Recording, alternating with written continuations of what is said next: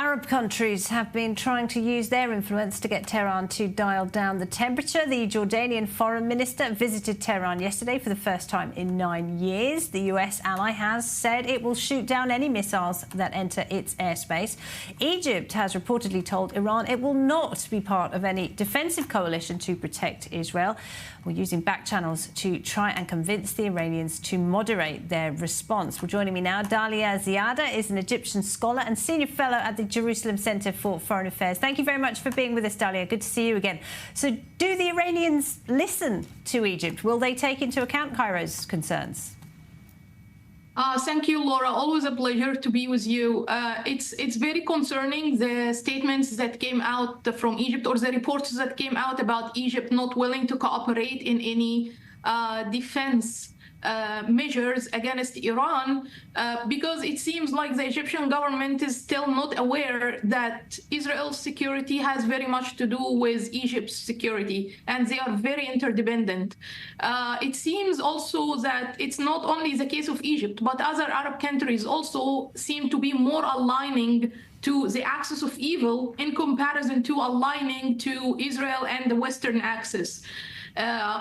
And I think one of the main reasons behind this is that they are trying to bet on what they think is the stronger horse, in light of the absence of the United States from playing a security role in the Middle East in the past few years. So they are thinking that perhaps by aligning by the axis of evil, they are gaining more protection for their own national security. But I believe sooner than later, they will be proven wrong. So is this a new policy? Is this a shift in policy, Dalia, that you've seen?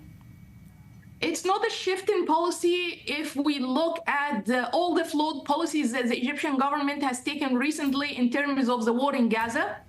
However, it's a shift in policy if compared to the perfect relationship that was between Egypt and Israel in the past, let's say, decade, since President el-Sisi came in power and the cooperation on military and security level started between Egypt and Israel. We remember very well how Israel sided with Egypt against Hamas and against the rising terrorism in Sinai, in particular in the aftermath of the removal of the Muslim Brotherhood from power.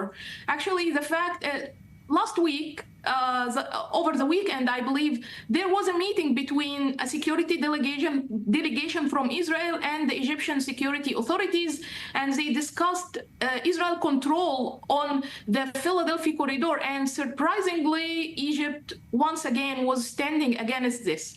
Also, if we think about what type of cooperation would Israel need from Egypt, it's somehow different from what it would need from Jordan or Israel. Jordan and Israel are on the eastern side of the conflict. They are kind of the buffer zone between Israel and Iran and its proxies.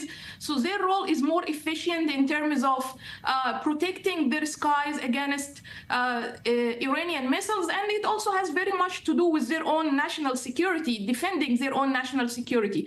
On the other hand, Egypt is on the western side of the conflict, and it doesn't have a crucial role similar to that of Saudi Arabia and Jordan, but it has a very important role in controlling any potential rise of Hamas in Gaza or in the borders between Gaza and Sinai, while the Israeli army is busy with fighting with Iran. The fact that Egypt is refusing to cooperate on that is very disturbing and would definitely or maybe lead to the re-rise of Hamas in a certain way if, God forbid, we got onto this regional war. And Dalia, just briefly, I mean, Egypt is a recipient of hundreds of millions of dollars in US aid and support. Has there been any pushback from Washington at all? I think the Central Command at one point or another will ask for Egypt's help in the Red Sea.